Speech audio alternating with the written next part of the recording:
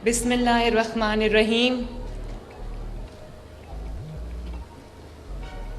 Honorable Defence Minister Khaja Asif Sahab,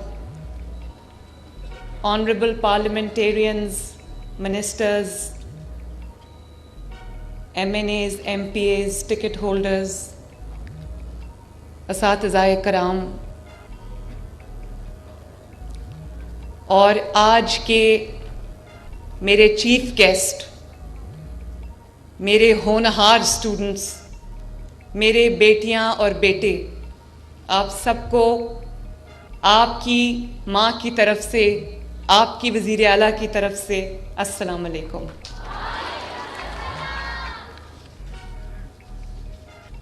बच्चों, आप सबको बहुत बहुत बहुत मुबारक हो।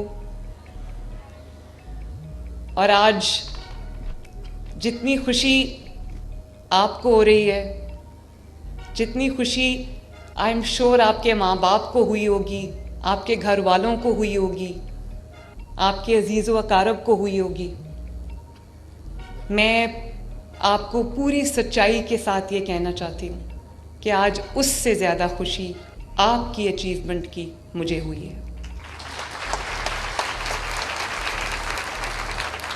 और इतनी सारी बेटियों को माशाल्लाह स्कॉलरशिप्स लेते हुए देखकर मेरा गर्ल पावर पे जो यकीन है वो और ज़्यादा बढ़ गया है।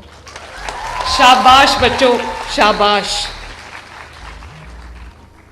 देखो, अभी आपको राना सिकंदर जो हमारे एजुकेशन मिनिस्टर हैं, बहुत हैंड्स ऑन हैं, हार्ड वर्किंग हैं, हर वक्त आपके दरमियान रहते हैं।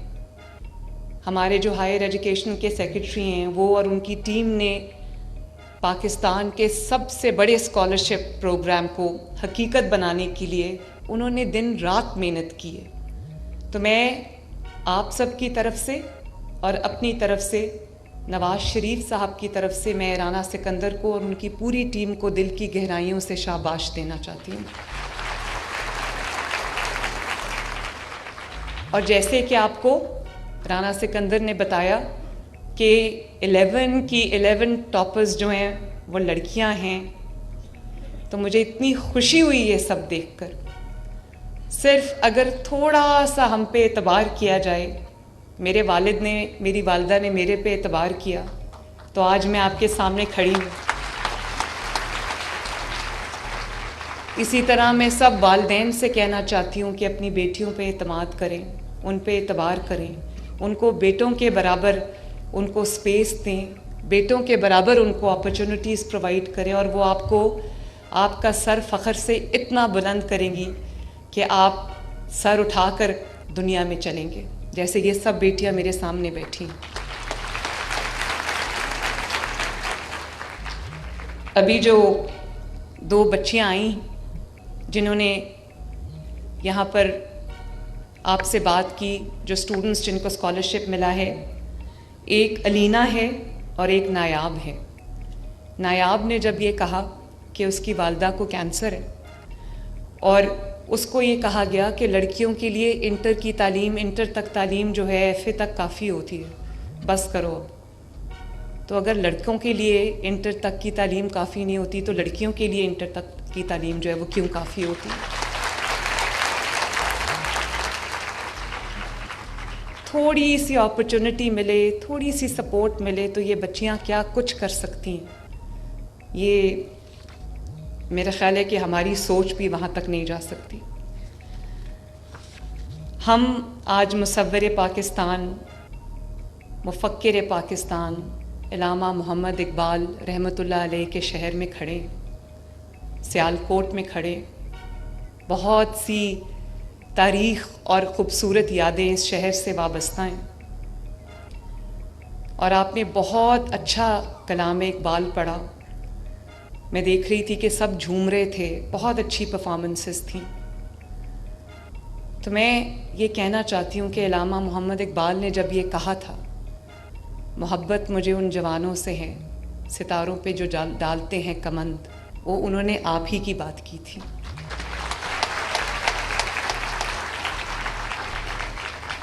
और वो जो अभी आपकी वाइस चांसलर ने कहा कि जवानों को पीरों का उस्ताद कर, वो भी उन्होंने आप ही की बात की थी।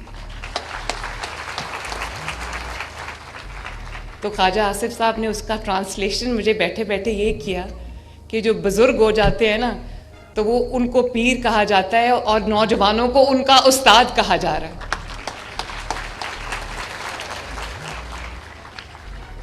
मेरे प्यारे बच्चों, मेरे पास दो रास्ते थे जब हमने ये स्कॉलरशिप प्रोग्राम लॉन्च किया। तो मुझे लगा कि 72 बिलियन रुपीस का प्रोग्राम है और 30,000 डिज़र्विंग स्टूडेंट्स को ये जा रहा है, तो मुझे लगा कि शुरू करने के लिए एक अच्छा साइजेबल नंबर है ये। तो जब मैं आपके पास आई, मैं मुल्तान गई, मैं बहावलपुर गई, मैं सरगोदा गई, मैं लाहौर में पंजाब यूनिवर्सिटी में गई।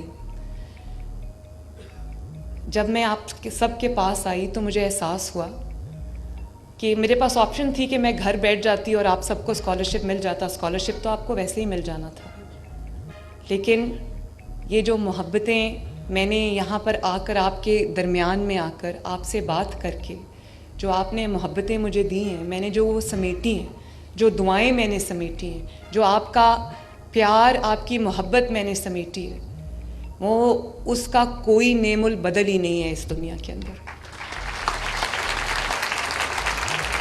और जो मुझे रिस्पांस आपकी तरफ से मिला है, तमाम शहरों में ये स्कॉलरशिप गया है और मोस्ट डिज़र्विंग बच्चों को गया है। मैं अल्लाह ताला के सामने सुरखरू हूँ और मैं अपने बच्चों के सामने आज सुरखरू हूँ कि मेरी बात ध्यान से सुनना, मैं एक भी स्कॉलरशिप 30,000 में से ना सिफारिश पे मिला है, किसी मिनिस्टर, किसी MNA, किसी MPA, किसी रिश्तेदार की सिफारिश पे नहीं मिला। 100% स्कॉलरशिप्स जो है ना, वो 100% मेरिट पे मिले माशाल्लाह।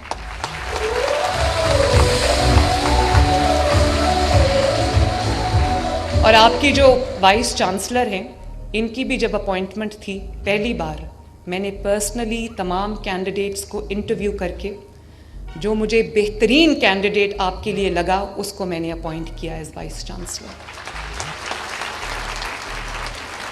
और मैं, क्योंकि आपने मेरी अकाउंटेबिलिटी करनी है, मैं आपके सामने खड़ी हूँ, मैं आपको ये कहना चाहती हूँ कि मुझे तकरीबन 11 माह हो गए हैं चीफ मिनिस्टर्स ऑफिस में। मैं, अल्लाह ताला का शुक्र है कि एक भी अपॉइंटमेंट, चाहे वो सिविल एडमिनिस्ट्रेशन में हो, पुलिस में हो, सेक्रेटरीज की हो, कॉलेजेस में, यूनिवर्सिटीज़ में हो, एक भी अपॉइंटमेंट मैंने आज तक सिफारिश पे नहीं की, क्योंकि ये मेरा ज़ाती कारोबार नहीं है जहाँ पे मैं जो चाहूँ करूँ। ये सब आपकी अमानत है और अल्लाह ताला को मैं इसकी जवाब दे हूँ, पाकिस्तान के, पंजाब के अवाम को इसकी जवाब दे हूँ। ये मेरे बहुत मोहतरम मिनिस्टर्स भी तशरीफ़ रखते हैं, MNAs भी तशरीफ़ रखते हैं, MPAs भी तशरीफ़ रखते हैं। मुझे इनकी बहुत कदर है। इन्होंने बुरे वक्त में हमारा साथ दिया है, पाकिस्तानी हैं ये, लेकिन कभी कभी ये मेरे से नाराज़ हो जाते हैं क्योंकि इनके ऊपर भी हल्कों में प्रेशर आता है कि ये अपॉइंटमेंट करवा दें, ये पुलिस में SHO लगवा दें। लेकिन मैं इनकी नाराज़गी मोल ले लेती हूँ, लेकिन मैं हमेशा ये सोचती हूँ कि मैंने अल्लाह ताला को और पंजाब के अवाम को जवाब देना है।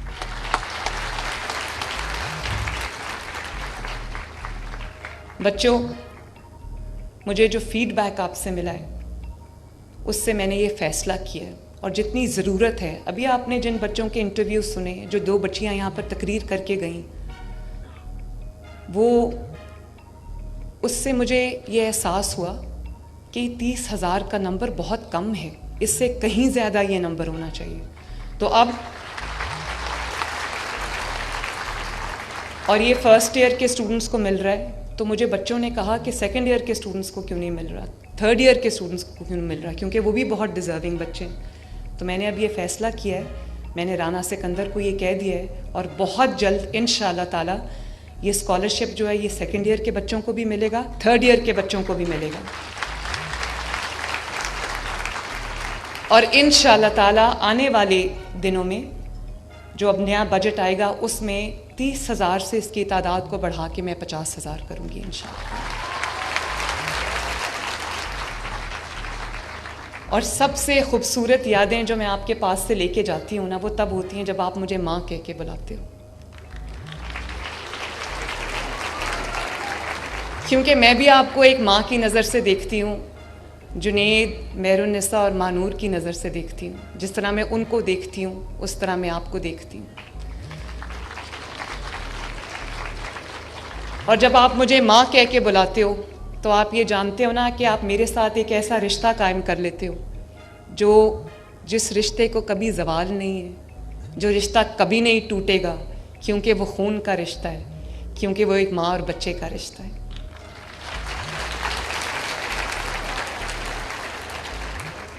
तो ये तो नहीं हो सकता कि माँ का एक बच्चा जिसको सहूलतें मैसर हैं, जो अफोर्ड कर सकता है, वो तो लम्स यूनिवर्सिटी में पढ़े, किसी अच्छे मेडिकल कॉलेज में पढ़े, किसी अच्छी प्राइवेट यूनिवर्सिटी या प्राइवेट कॉलेज में पढ़े, और माँ का दूसरा बच्चा जिसको वो सहूलियात, वो वसाइल, वो अपॉर्चुनिटीज़ मुहैया नहीं है, वो तालीम से महरूम रह जाए। ये नहीं हो सकता।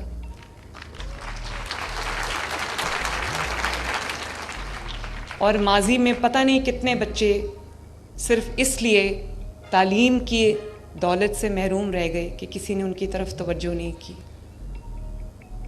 तो मुझे अफसोस है इस बात का।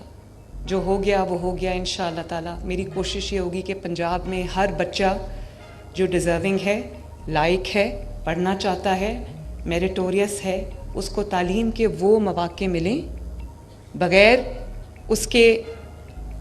उसके ऊपर फाइनेंशियल बोझ डाले हुए, उसके माँ बाप पे फाइनेंशियल बोझ डाले हुए, उसको वो वाले वसाइल मिलें जो एक ऐसे बच्चे को मिलते हैं जो एक एफ्लुएंट घर से आता है।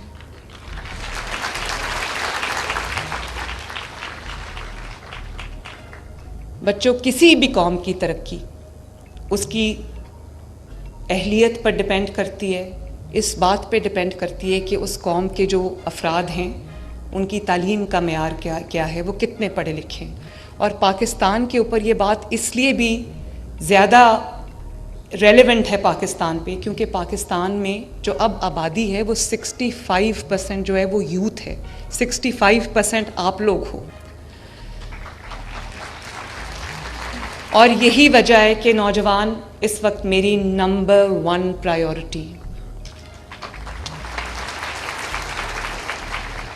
क्योंकि जो फाइनेंशियल बैकग्राउंड्स हैं उनको भी इम्प्रूव करने के लिए मैं दिन रात काम कर रही हूँ, ताकि जो पाकिस्तान में इस वक्त बहुत पॉजिटिव चेंज आ रहा है, पाकिस्तान की जो मईशत डोल रही थी, डूब रही थी पिछले 5-6 साल, वो अब बेहतरी की तरफ जा रही है। सारे इकोनॉमिक इंडिकेटर्स इम्प्रूव कर रहे हैं। महंगाई 38% से 4-5% पे आ गई है।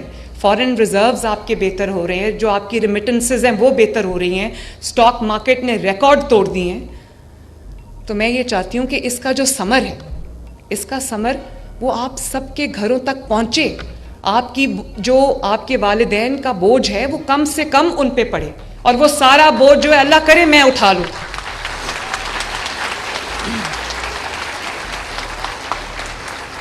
इसलिए आपके लिए रास्ते बनाना, आपके लिए रास्ते निकालना, आपके लिए रास्ते बनाना, आपके लिए मौके मुहैया करना मेरी आपकी माँ की, मरियम नवाज शरीफ की जिम्मेदारी है। और वो जिम्मेदारी मैं इंशाअल्लाह निभाऊंगी।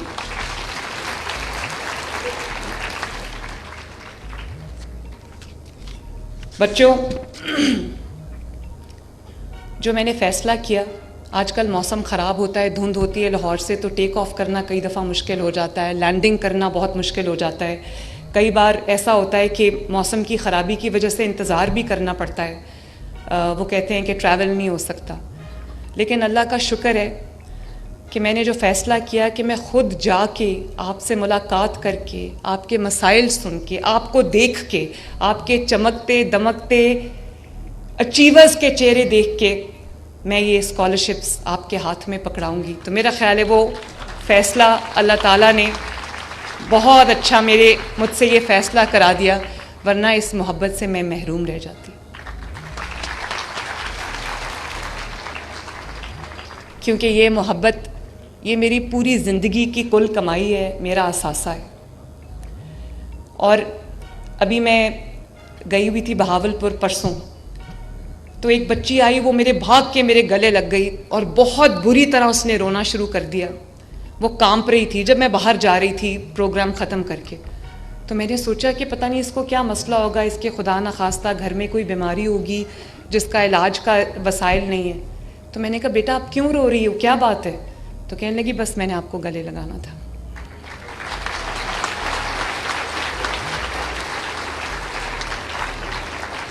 और इसी तरह बच्चे अपने हाथ से बने हुए स्केच, एक बच्ची ने कहा कि मैंने पूरी रात लगा के आपका ये पेंसिल स्केच बनाया है, वो सारे स्केचेस। और एक और बॉय स्काउट था, उसने कहा कि मैंने मैडम आपकी दो रातें लगा के मैंने आपकी ये तस्वीर बनाई है। तो वो सब, और अभी एक बच्ची शेर की तस्वीर लेके आई थी, वो बैठी हुई है सामने। तो ये सब तस्वीरें जो है वो मैं अपने ऑफिस में एक एंट्रेंस में दीवार बना रही हूँ, वॉल बना रही हूँ। ये सब तस्वीरें वहाँ जाएंगी क्योंकि मेरी कमाई है, ये मेरा असासा है। ये किसने, ये कौन बच्ची है पिलर के पीछे जिसने मेरी तस्वीर उठाई हुई है? हाउ स्वीट दो, हाउ स्वीट। अब अगर मैं यहाँ ना आती तो मुझे कैसे पता चलता कि यहाँ ये वाली बच्चियाँ भी हैं। How nice. आ जाओ आ जाओ आ जाओ। हाँ जी, आ जाओ।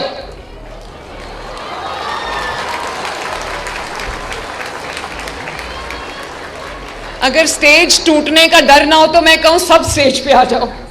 How sweet, thank you so much।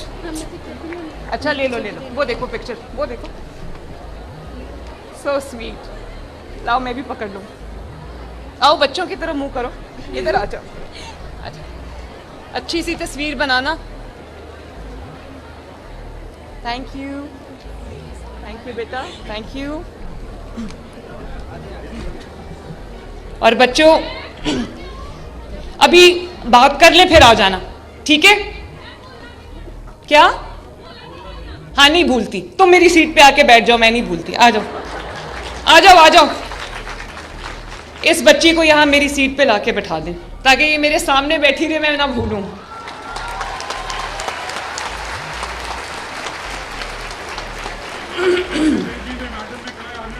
आने दें सिक्योरिटी प्लीज, खुदा के वास्ते आप हट जाएं रास्ते में से।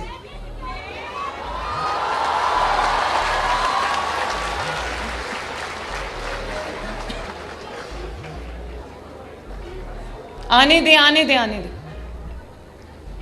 और बच्चों मैं, अच्छा चलो पहले बात तो खत्म कर ले। मैंने आपको बहुत जरूरी बातें बतानी है, मैं आपको बहुत जरूरी बातें करना चाहती हूँ, वो सुनोगे नहीं तो पता कैसे चलेगा। अब इंशाअल्लाह ताला स्कॉलरशिप्स के बाद मैं अपनी सारी बेटियों और बेटों को ये बताना चाहती हूँ कि लैपटॉप्स की पहली शिपमेंट आ गई है। कहाँ है laptop? You wanted to display them. कल मैं इंशाअल्लाह ताला आपको वो लैपटॉप दिखाऊंगी। हमने लेटेस्ट लैपटॉप मैंने आपके लिए खुद सिलेक्ट किया है और मैंने इनको ये कहा है, इन्होंने कहा कि पोर्टल खोल दें, जो बच्चे लैपटॉप के लिए अप्लाई करना चाहते हैं वो करें। मैंने कहा बिल्कुल नहीं, जो बच्चे 65% एंड अबव है उन सबको लैपटॉप्स मिलेंगे इंशाअल्लाह ताला।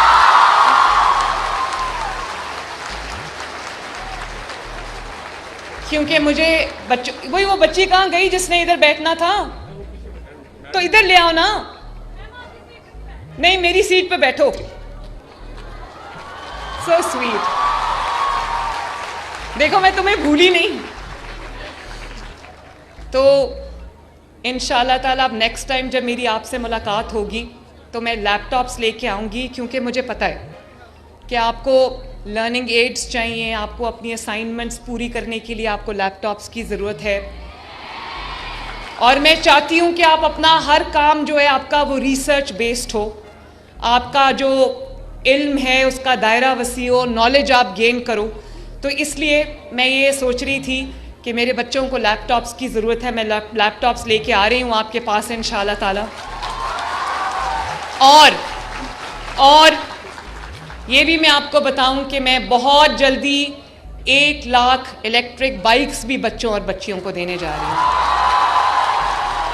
और 100% फ्री, ताकि आपको अपने कॉलेज या अपने यूनिवर्सिटी आने जाने के लिए आपको किसी की मिन्नत ना करनी पड़े कि भाई मुझे प्लीज छोड़ाओ।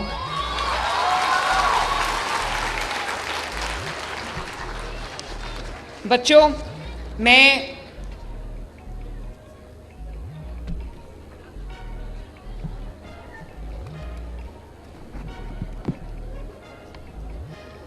मैंने जो मोहब्बतें आपसे समेटी हैं, अब मैं एक बात बहुत ज़रूरी करने लगी हूँ सब पाकिस्तानी, क्योंकि पाकिस्तान का झंडा आप सब के हाथ में।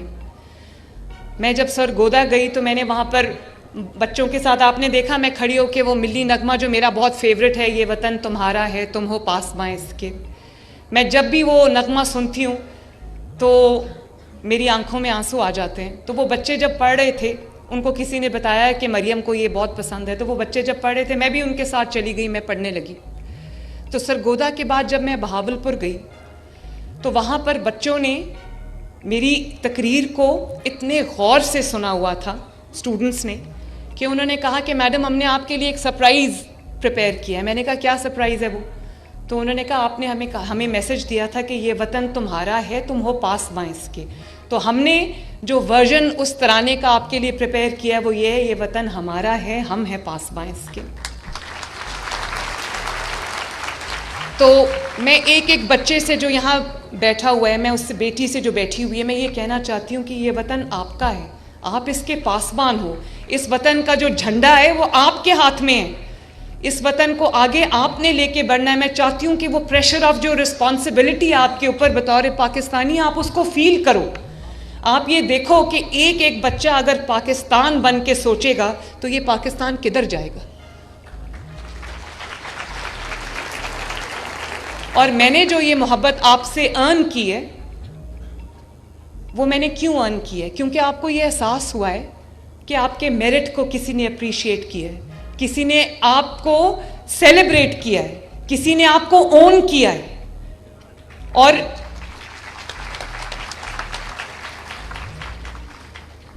और अगर यही, अब ध्यान से बात सुनना, और मैं कोई सियासी बात नहीं करने लगी, मैं यहाँ पर सियासत लाना ही नहीं चाहती, हालांकि सियासत बहुत अच्छी चीज़ है, खिदमत का नाम है, लेकिन ये क्योंकि आप टॉर्च बेयरर्स हो इस मुल्क के, ये बातें आपसे करना इंतहाई ज़रूरी है। सिर्फ मैं आपको एक फूड फॉर थॉट देना चाहती हूँ, और वो ये कि ये मोहब्बत मैंने अर्न की है आपको ये एहसास दिला कि आप मेरे हो। आप अगर पाकिस्तानी हो, पंजाब में रहते हो, तो आपकी स्टेट, आपका सूबा, आपकी चीफ मिनिस्टर, आपकी हुकूमत आपकी है और आपको ओन करेगी, आपके मेरिट को ना सिर्फ एक्नॉलेज करेगी बल्कि उसकी ऐसे खुशी मनाएगी जैसे जुनेद मेरा बेटा जो अगर वो कहीं से कुछ जीत के आता है तो मैं वो उसके गले में डालने के लिए फूलों का हार लेके खड़ी हूँ। इसी तरह ये स्कॉलरशिप्स वो फूलों के हार हैं जो मैंने आपके गले में डाले हैं।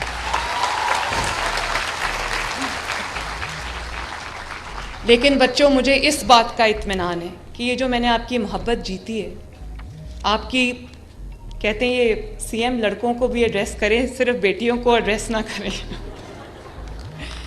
मुझे ना एक्चुअली लड़के नज़र नहीं आ रहे, शायद वो पीछे बैठे, लड़के ज़रा हाथ उठा दो।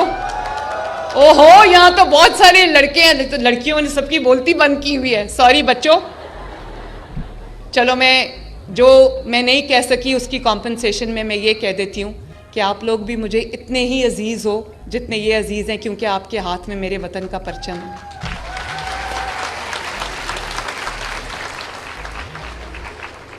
तो मैं ये कह रही थी कि ये मोहब्बतें जो मैंने समेटी हैं, ये मैंने आपके मेरिट को सेलिब्रेट करके, आपको स्कॉलरशिप्स देके, आपको इस चीज़ का एहसास दिला के कि आप मेरी ज़िम्मेदारी हो, आप मेरे हो। मैंने ये मोहब्बतें आपको ये दर्स दे के नहीं समेटी, मैं आज सुकून की नींद सोती हूँ। मैंने आपको ये नहीं कहा कि मेरी खातिर बाहर निकलो, सड़कें तोड़ दो, पुलिस वालों के सर फाड़ दो, रेंजर्स को पॉइंट ब्लैंक रेंज से गोली मार दो। वही रेंजर्स जो अपनी वर्दी में आपकी हिफाजत करते करते शहीद हो जाते हैं, वही पुलिस वाले जब आपको खुदा न खास्ता कहीं मसला होता है, पुलिस में बहुत खामियां हैं, कमियां हैं, मैं जानती हूँ, मैं उनको दूर करने के लिए काम कर रही हूँ, मैं भी 100% मुतमईन नहीं हूँ, लेकिन जब भी कोई लॉ एंड ऑर्डर की सिचुएशन आती है तो पुलिस वाले अपनी जान हथेली पे रख के आप लोगों की जो आपको रिलीफ देने के लिए, आपको वहाँ पर बचाने के लिए, आपको हेल्प करने के लिए वहाँ आते हैं। सब पुलिस वाले भी एक जैसे नहीं हैं, बहुत बहुत अच्छे ऑफिसर्स भी हैं। इसी तरह तो मैं हर दफ़ा ये बात सुनाती हूँ, जब खैबर पख्तूनख्वा हुकूमत की तरफ से पंजाब हुकूमत पे हमला हुआ तो उस दिन हम लोग, हमारी जो पुलिस डिप्लॉयड थी, रेंजर्स डिप्लॉयड थे, उनमें से 4 रेंजर्स की जान गई, पुलिस वालों की जान गई, उनको शहीद किया गया। और मैं जब उनकी खबर पूछने CMH गई तो एक ही लाइन में रेंजर्स के जवान भी थे, पुलिस के जवान भी थे, फौजी जवान भी थे। तो मैं उन सब के सरों पे पट्टियाँ बंधी थी, बड़ी बड़ी, और आंखें सूजी हुई, किसी की आंख ही नहीं, और काली आंखें हुई हुई थी। दे were beaten black and blue. तो गर्दन पे गोली मैंने खुद देखी एक के लगी हुई। तो मैंने पूछा कि ये गोली कहीं से उड़ती उड़ती आई थी? तो उसने कहा नहीं, मेरे सामने खड़े होके पॉइंट ब्लैंक रेंज से मुझे गोली मारी। अल्लाह ताला ने उसको बचा लिया। और वो कोई बहुत बेचारे, कोई आसूदा हाल, कोई अमीर लोग नहीं थे, गरीब माँ बाप के बच्चे थे जो आपकी हिफाजत के लिए वहाँ ड्यूटी कर रहे थे। तो जब उनके सरों पे मैंने पट्टियाँ बंधी देखी तो मैंने पूछा, मैंने कहा कि ये हर किसी के सर पे पट्टी क्यों बंधी, और आंखें नीली हुई हुई हैं, और इतनी बड़ा इतना सूजा हुआ था मुंह सबका, विदाउट डिस्क्रिमिनेशन। तो मैंने पूछा ये क्या हुआ है? तो उन्होंने कहा कि कीलों वाले डंडे से हमारे सरों पे मारा गया और हमारी जो स्कल्स हैं वो फ्रैक्चर हो गई, खोपड़ियाँ तोड़ दी हुई थी उनकी।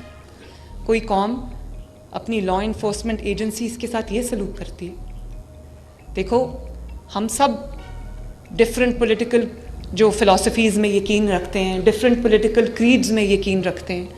हमारी किसी की, अव्वल तो मैंने स्कॉलरशिप देते हुए कोई बच्चा अगर खड़ा होकर ये कह दे कि मैंने ये पूछा है कि तुम कौन सी पार्टी से बिलोंग करते हो, एक सवाल मैंने नहीं किया।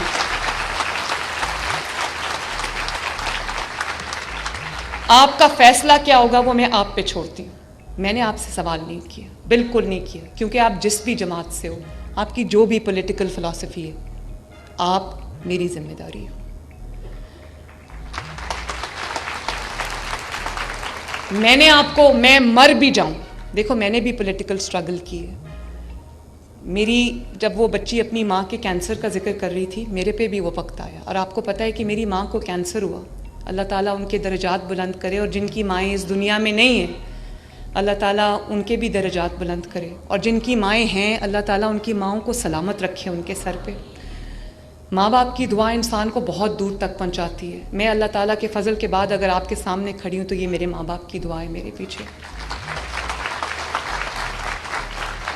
मैं जितना भी आपको कहूँ कि अपने माँ बाप की दुआ लिया करो, उतना कम है। माँ बाप की दुआएं इंसान की इस दुनिया में तकदीर बदल सकती, तकदीर बदल सकती है। गुस्सा आए, माँ बाप को कभी उफ तक नहीं कहना, कभी नहीं कहना। ये मैं तरक्की का आसान रास्ता बता रही हूँ। मैंने वो इंसान कभी अपनी ज़िंदगी में नहीं देखा जिसने अपने माँ बाप की इज़्ज़त की हो, तकरीम की हो, उनको मोहब्बत दी हो, उनकी खिदमत की हो और वो कभी कामयाब ना हुआ। मैंने वो इंसान नहीं देखा। तो मैं ये समझती हूँ कि आपके ऊपर एक बहुत बहुत बड़ी जिम्मेदारी है। मैंने भी जब अपनी माँ का मैं ज़िक्र कर रही थी तो मेरे माँ के गुज़र जाने की ख़बर मुझे, मैं अडयाला जेल में कैद थी अपने वालिद के साथ। वालिद कुछ दूर थे मेरे से, तो वहाँ पर मुझे मेरे वालिद ने ही आकर मेरी माँ के गुज़र जाने की ख़बर दी। मैंने तो किसी को, नवाज शरीफ की बीवी चली गई, उनकी 47 इयर्स का उनका साथ था। मेरी माँ चली गई, वो कैंसर से वहाँ मर रही थी, लेकिन मुझे जाने की इजाज़त नहीं थी। और मैं ये भी आपको बताऊँ, मैं 2 दफ़ा कैद में रही हूँ। एक दफ़ा अडयाला जेल में 5-6 महीने, और एक दफ़ा कोट लखपत में डेथ सेल में, बग़ैर कुछ किए मेरे बच्चों, डेथ सेल में 50 डिग्री टेम्परेचर में मैं 5-6 महीने कैद रही। सॉलिटरी कन्फाइनमेंट, किसी को मुझसे मिलने की इजाज़त नहीं थी। मेरे पास जानमाज़ थी और मैं थी। मैं कभी नहीं रोई। मुझे नहीं पता था कि मेरी किस्मत में अल्लाह ताला ने क्या लिखा है, लेकिन मुझे ये ज़रूर पता था कि अल्लाह ताला मुझे जिन दुश्वार रास्तों से गुजार के लेके जा रहा है, ये बिला वजह नहीं है। मैं अपने मुखालिफिन का शुक्रिया अदा करना चाहती हूँ जिन्होंने मुझे उन मुश्किलात में डाला। आज अगर वो मुश्किलात मैंने ना बर्दाश्त की होती तो मैं आपके सामने ना खड़ी होती।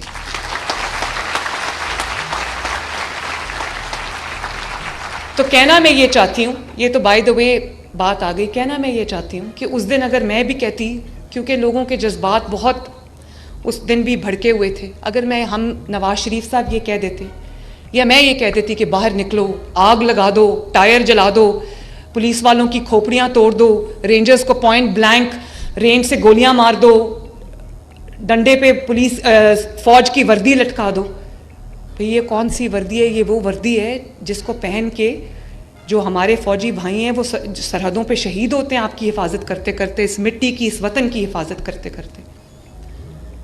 तो मैंने तो, क्योंकि ये मिट्टी मेरी है, मैंने इसी मिट्टी में वापस जाना है। मुझे अपने वतन से प्यार है, हुकूमत किसी की भी हो, वतन तो मेरा है ना। यही मैं आपको कहना चाहती हूँ, हुकूमत किसी भी की भी हो, पाकिस्तान तो आपका है।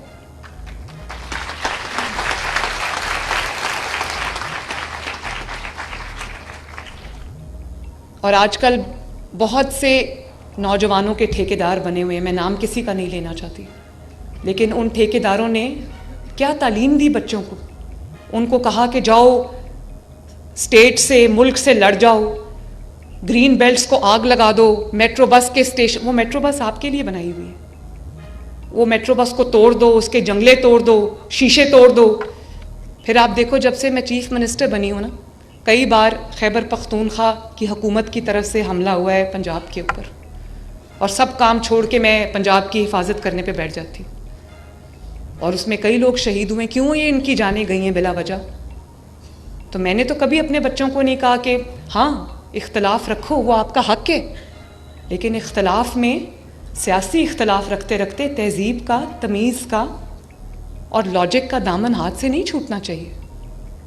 लोगों को ये कहना वो चोर जा रहा है, इसको पकड़ लो, ये चोर है, झूठे इल्ज़ाम लगा दिए, बोतान तराशी कर दी, लोगों की जलसों में खड़े होकर लोगों की बेटियों की इज्जत उछाली। अब यहाँ पर सब बेटियाँ बैठी हैं, मेरा नाम लेके जलसों में मुझे आवाज़ें कसी गई, तो मुझे तो कोई फ़र्क नहीं पड़ता। पॉलिटिशियंस जो होते हैं वो बड़े सख्त जान होते हैं, लेकिन आप जो बच्चे बैठे हुए हैं, ये लड़के बैठे हुए हैं, आप बच्चों को क्या मैसेज दे रहे हो कि अपनी जो माएँ बहनें बेटियाँ हैं उनको इस तरह रास्ता चलते चलते आवाज़ें कसनी? और मुझे कहा, अब एक एक्सप्लेन करने के लिए मैं आपको एक देती हूँ मिसाल। हमें कहा कि चोर चोर, खा गए, लूट गए, यही 5 साल हम सुनते आए हैं। बोहतान लगाए, सबूत एक भी नहीं दिया, वो एकामा पे निकाल दिया। भाई इतनी चोरी की थी तो लाते ना लोगों के सामने। जो चोर 10 महीने मेरे बच्चों में अपने वालिद के साथ अपनी बीमार माँ को छोड़ के नैब की अदालतें, मैंने तकरीबन 150 पेशियाँ भुगती। एक दिन मैंने नहीं कहा मैंने जवाब नहीं देना। जब अदालत बुलाती थी मैं जाती थी। अभी सोए हुए उठते अदालत नहीं जाते और कहते फैसला मेरे खिलाफ आएगा।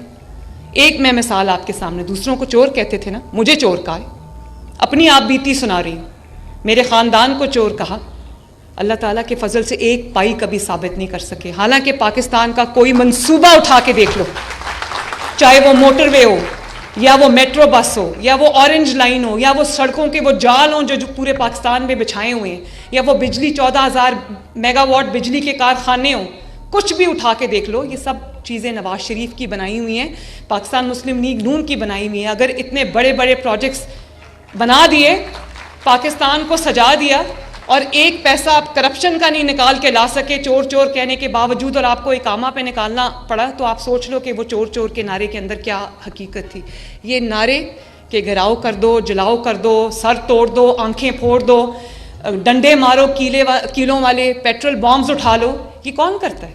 ये वो करता है जिसकी अपनी कारकर्दगी ये सिफर होती है। जिसके पास कारकर्दगी होती है, जिसके पास कारकर्दगी होती है मेरे बच्चों, वो कभी आपके पास आके ये नहीं कहेगा जाओ। अब अगर मैं एक लश्कर तैयार करूं और मैं कहूं कि अल्लाह ना करे कि मैंने किसी सूबे पे हमला करना है, तो फिर ये आपको लैपटॉप्स कौन देगा? अगर मैं रोज़ आपको इस बात पे उकसाऊं कि आपको पेट्रोल बॉम्ब कैसे बनाने हैं और कैसे चलाने हैं, तो आपको ये स्कॉलरशिप स्कीम कौन देगा? आपके गलियों मोहल्लों की सफाई कौन कराएगा? आपकी सड़कें कौन बनाएगा? अपना घर स्कीम कौन चलाएगा? मेरे पास तो फुर्सत नहीं है, और मेरे पास फुर्सत हो भी तो मैं कभी आपको बतौर माँ अपने बच्चे को कभी नहीं कह सकती कि उठो और आग लगा दो। अपने मुल्क को आग लगा दो, ये कोई दुश्मन कह सकता है, मां नहीं कह सकती। और देखो अपने बच्चे जो हैं सबके वो महफूज मकामात पे, food for thought my children. अपने बच्चे आसाइश में हैं, आराम में हैं, क्लब्स में जा रहे हैं, रेस्टोरेंट्स में जा रहे हैं। और लोगों के बच्चे जिनको घेराओ जलाओ का सबक दिया था, जिनको कहा जाके शोहदा की यादगारों को जला दो, मुल्क की तनसीबात को जला दो, वो आज कहाँ हैं? वो जेलों में पड़े। और उनको मुड़ के कभी पूछा भी नहीं कि बच्चों तुम किस हाल में हो। मैं अल्लाह ना करे मैं ऐसे करूं तो मैं तो सारी ज़िंदगी रात को सो ना सकूं कि मैंने किसी के बच्चे को मुश्किल में डाला है। तो मैं तो ऑनेस्टली, देखो मेरी एक बात सुनो, आप लोग, अल्लाह ताला ने आपको अक्ल दी है, अल्लाह ताला ने आपको शऊर दिया है, अल्लाह ताला ने आपको वो समझ दानिश दी है, क्योंकि आप पढ़े लिखे हो। आप गूगल करते हो तो आपको हर चीज़ पता चल जाती है। मैं आपके सामने एक सवाल रखना चाहती हूँ कि जैसे मैंने अल्लाह के फजल से मेरिट के ऊपर आपको स्कॉलरशिप्स दिए, तो वही मेरिट मैं आपसे रिक्वेस्ट करती हूँ कि आप पाकिस्तान के फैसले करते वक्त उसी मेरिट को मद्देनज़र रखो। और वो क्या मेरिट है? वो क्या मेरिट है? वो ये मेरिट है कि आप ये देखो कि आपके लिए काम कौन कर रहा है, आपके लिए दिन रात किसने एक किया हुआ है, कौन आपके लिए स्कॉलरशिप्स लेके आ रहा है, कौन आपके लिए लैपटॉप्स लेके आ रहा है, कौन आपके गली मोहल्लों की सफाई करा रहा है, कौन आपकी सड़कें बना रहा है, कौन आपकी इकॉनमी को जो है वो मुश्किलों से निकाल रहा है। मैं चाहती हूँ कि ये मेरिट जो है वो आप इस चीज़ के ऊपर अप्लाई करो और मैं आपको जवाब दूँ। चीफ मिनिस्टर बनने का ये मतलब नहीं होता कि इंसान बादशाह बन गया है। मैं आपको सबको जवाब दूँ। मैं अपनी कारकर्दगी 10 महीने की लेके आपके सामने आई, दूसरों को भी कहो अपनी कारकर्दगी लेके आपके सामने आए।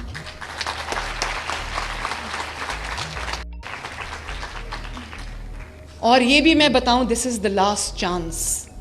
हम क्रॉस रोड्स पे खड़े हैं, या हम आगे जा सकते हैं या फिर हम पीछे चले जाएंगे और पीछे से हम कभी आगे नहीं आ सकते। ये हम आखिरी चांस है हमारे पास मेरे बच्चों। इसके बाद वो वक्त नहीं आएगा। और फैसला जो आपने करना है ना, वो आपने पाकिस्तान की 25 करोड़ आवाम को सामने रख के करना है। जो 2017 में जब नवाज शरीफ साहब की हुकूमत ख़त्म की गई तो उस वक्त महंगाई लोएस्ट पे थी, सिंगल डिजिट में थी। वो क्या हुआ कि वो सिंगल डिजिट की महंगाई जो थी, 2 रुपये और 5 रुपये की रोटी 25 रुपये पे 30 रुपये पे कैसे चली गई? वो जो सिंगल डिजिट की महंगाई थी, ऐसा क्या हुआ पिछले 5 साल में कि वो महंगाई 38% पे पहुंच गई। 38% का मतलब जानते हो? अगर रोटी 2 रुपये से 25 रुपये की हो सकती है, बाय द वे आप सबको जान के खुशी होगी वो रोटी अब दोबारा 12 रुपये की हो गई है माशाल्लाह। और जो आपका ग्रोथ रेट था वो 5.7 पे चला गया। उसके बाद 5 साल में वो ग्रोथ रेट ज़मीन के नीचे चला गया। वो बिजली की जो लोड शेडिंग 14,000 मेगावाट बना के 22 घंटे की लोड शेडिंग को ज़ीरो किया, ज़ीरो लोड शेडिंग पे वो लोड शेडिंग वापस आ गई है। वो दहशतगर्दी जिसको 2 जंगे लड़के अवाम ने और कानून नाफिज करने वाले इदारों ने, जिसमें फ़ौज, रेंजर्स, पुलिस सब शामिल है, लॉ इन्फोर्समेंट एजेंसीज, जिन्होंने अपनी जानों के नजराने देके दहशतगर्दी के नासूर को मुल्क से ख़त्म किया, वो दहशतगर्दी आज वापस आ चुकी है। बलूचिस्तान को भी दहशतगर्दी का सामना है, खैबर पख्तूनख्वा को भी दहशतगर्दी का सामना है। लेकिन बजाय इसके कि तवज्जो दहशतगर्दी से आवाम को बचाने पे हो, सारी तवज्जो इस बात पे रखी हुई है कि आग कैसे लगानी है, फितने को कैसे प्रमोट करना है, इंतशार कैसे फैलाना है। मैं तो हैरान हूँ कि क्या ये डरते नहीं, ये सोना नहीं होता रात को, अल्लाह ताला को जवाब नहीं देना होता? तो मैं ये समझती हूँ कि आप लोग अक्लमंद बच्चे हो। आप लोग जब मेरिट पे आपको स्कॉलरशिप मिलता है, तो आप जब अपने मुल्क के लिए फ़ैसला करने जाओगे तो क्या फ़ैसला करोगे वो मैं आप पे छोड़ती हूँ। लेकिन उस फैसले पे 100% मेरिट अप्लाई करना। जो भी आपका फैसला होगा मुझे खुले दिल से मंजूर होगा। आपने सियासत को भी मेरिट की नज़र से देखना है। ये नहीं हो सकता कि एक बंदा 5 साल दिन रात सर फेंक के काम करे, मुल्क को मुश्किलात से निकाल कर बाहर ले जाए, और उसके बाद 5 साल के लिए कोई दूसरा 4 साल के लिए आ जाए, वो कहे ये चोर है, इसका एसी उतरवा दूंगा, इसका हीटर बंद करा दूंगा, इसका खाना बंद करा दूंगा, और वो 4 साल बाद कहे कि मैंने इस मुल्क की बड़ी खिदमत की है। हमारी आंखें बंद है क्या, या हमें दिखाई नहीं देता? तो बच्चों, मैं आपसे मैंने फिर दोबारा ये कहूँगी, आपका फैसला क्या है वो आपका फैसला है, लेकिन जब आप उस फैसले को करने जाओ तो ये ज़रूर देख लेना कि उस फैसले के आपके वतन अज़ीज़ जिसको हम पाकिस्तान कहते हैं उसके ऊपर उसका क्या असर होगा। पाकिस्तान के 25 करोड़ आवाम जिसमें से अक्सरियत गरीब लोगों की है, उस पे उस फैसले का क्या असर होगा। आपने तरक्की का साथ देना है, अपनी कामयाबी का साथ देना है, अपने महफूज और खुशहाल मुस्तकबिल का साथ देना है। आपने एक चमकते दमकते आगे बढ़ते पाकिस्तान का साथ देना है, या फिर आपने किसी के बहकावे में आकर जेलों में जाना है। और ये भी मैं एक बता दूं, लोगों को कहा ना चोर है चोर है, आजकल आप सुन रहे होंगे 190 मिलियन पाउंड्स वाले केस की वो चल रही है और फैसला आने वाला है। और कल मैं बड़ी हैरान हुई सुन के जब कहा कि जी वो सीरतुन नबी पे बनी हुई एक यूनिवर्सिटी थी उसको बंद करना चाहते हैं। भाई केस तो यूनिवर्सिटी का केस ही नहीं है। केस क्या है? केस क्या है कि किसी के पैसे आए, आपने बंद लिफाफे में उसको कैबिनेट को भी नहीं पता था उसमें क्या है, और फिर कहा किसी का ज़ाती पैसा है। कोई बात नहीं, किसी का ज़ाती पैसा है तो कैबिनेट में क्यों लाया गया उसको फिर? और वो कैबिनेट से अप्रूव कराया, उसके बाद ज़ाती अकाउंट्स में वो पैसा गया, ज़ाती, और उसके बदले बनी गाला में ज़मीन मिली। वो हीरे की अंगूठियाँ भी उसी के बदले मिली थी। तो ये केस नहीं है कि यूनिवर्सिटी बनी या नहीं बनी, या यूनिवर्सिटी में क्या पढ़ाया जा रहा है। बाकी यूनिवर्सिटीज़ भी चल रही हैं, उनको कोई हाथ नहीं लगा रहा। इस यूनिवर्सिटी को भी कोई कुछ नहीं कहेगा। बात ये है कि गबन क्या किया है, घपला क्या किया है, उसका जवाब दो। हमने तो सब जवाब दिए, अपने जवाब देने की बारी आई है तो लोगों को चोर चोर कह के खुद छुप गए हैं, कहते हैं हमने अदालत ही नहीं आना। भाई जिसके पास जवाब होता है वो ठोक के जवाब देता है, वो सामने खड़ा होकर जवाब देता है कि हाँ ये जवाब है, ले लो।